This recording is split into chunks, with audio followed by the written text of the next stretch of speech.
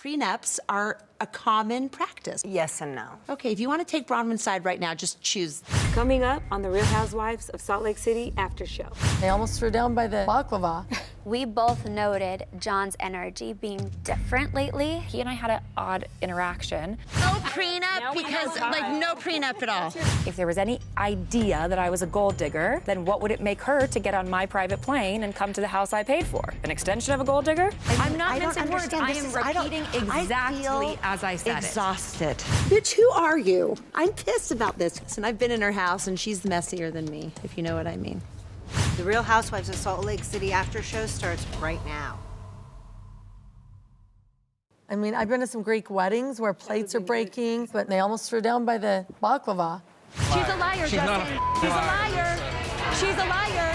John would never step to a woman, say to a woman, yell at a woman. He just would never do that. And if John didn't step in, I would have been very upset if he didn't, like, very. I would not like my husband swearing at another woman. I'm very much okay standing up for myself, and I don't feel like I necessarily need him to pipe up. I mean, the fact that you call Seth contributing to the conversation piping up speaks volume. Pipe down, Seth. I don't need you, okay? Stop piping up. I, in 15 years of being married to Justin, have never seen him get physical. Justin has cute dimples. I wouldn't ever expect him to have that kind of reaction. I have a very different feeling than that. I wasn't there. there. And he looks like I a Who left. from Whoville. Like, every time I look at him, I'm like, you belong in Whoville. Gosh. This is not Lisa and I's first rodeo. We've never brought our husbands into our drama. I mean, there's the catering gate. Lisa and I are screaming across the table at each other, and John and Justin are talking about sports, drinking a margarita. So what Lisa did really pisses me off because she brought the husbands into it. I would say Lisa and Whitney both played a part. I mean, of course they play a part because it's about them, but at the end of the day, Justin and John are responsible for their own behavior. I thought it was sexy and romantic, though. I would love for a man to fight for my honor like that. 2 bulls in a forest. It's very primitive. I thought it was nonsense. It's not that serious. And I feel like both of them should really be honest about their wives. Because, like, I feel like a good husband will tell his wife if she's wrong, and they'll find out both sides of the story, and they'll kind of say, look, babe, like, that's not right what you're doing, you know? But nobody knew who was wrong and who was right. Neither did the husbands. Has John ever gotten involved like this before? Never, never. The worst thing I did is I was in line to buy a cookie, and this lady goes, bitch. And I turn around and I'm like, are you upset that I don't look like I eat cookies and you do? And then her husband like tracked us down later in the mall and tried to pick a fight. And John's like, what are you doing? I'm holding like a 3-year-old. Like I don't even know what happened. Badass. Sometimes they get me in trouble or John in trouble. What's interesting, as Justin and I talk through what happened that night, we both noted John's energy being different lately. Specifically that night, it seems he was already charged walking in. He, overall, this last year has seemed more highly stressed than usual. John is usually just a go along, get along kind of guy, and his energy has been a little bit on the lower side. I know that they have had a lot going on with Jack being on his mission and being sick. Yeah. So I just kind of I feel for that. You know, it didn't really pry or it's none of my business. But I wonder if Lisa somehow knew I was going to approach her that night because they came in ready to go. I'd have to I talked ask to John that night too, and Yeah. I didn't see John being like aggressive or upset, but he and I had an odd interaction. Lisa and I had met weeks before, and she told me that they were doing very different things. He was traveling a lot for work, and the way I heard it is that he was doing something new for work, like a different aspect of the business.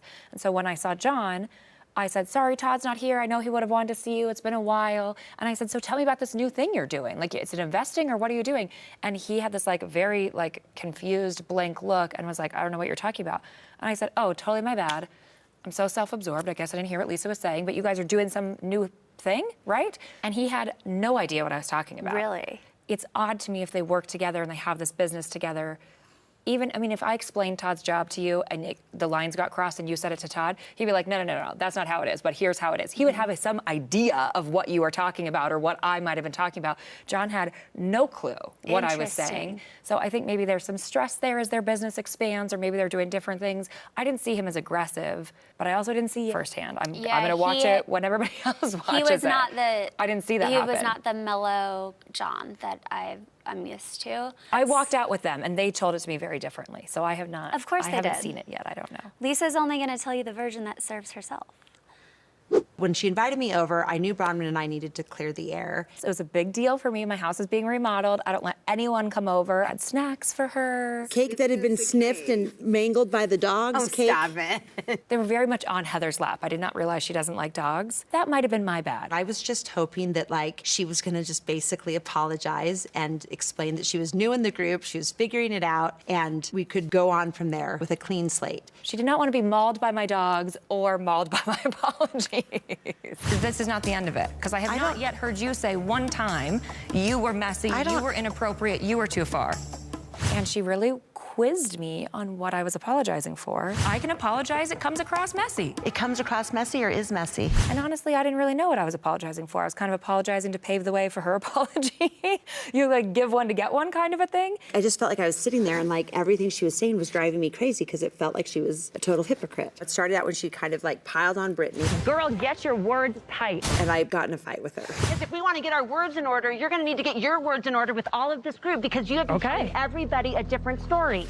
Bronwyn was mad that I had been listening to her talk mad on Maylee and Whitney and Brittany and everyone else at that party. But I feel like when we were in that car, she was giving us her download of everything that had happened at the Bezos party, and she was so clear in her opinions about these women. The whole, like, do you want to see a healed Whitney? And I sat there in the back seat and thought, she hates Whitney. And then I go hang out with Whitney, and she's like, yeah, Bronwyn called me. We got together. She was so supportive. And I'm just like, what?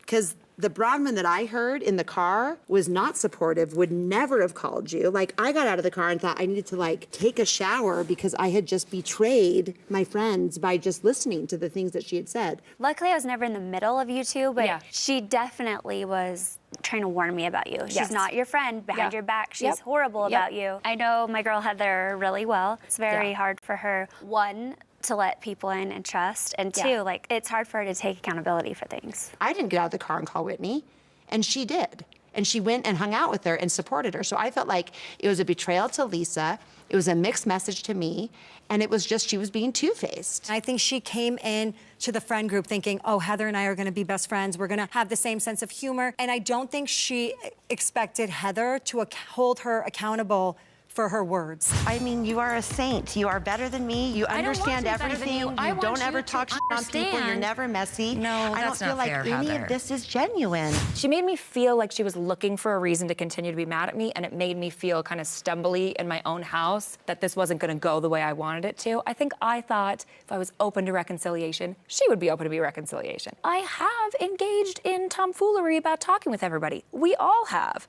I don't love that Heather pins so much of it on just me and my mouth when everyone's engaging in it, but I was willing to take responsibility for the things that I have said that maybe were hurtful. She somehow wanted me to be as accountable as she was for being in the car and for saying the things I said. And like, I can talk trash about my friends. They're my friends.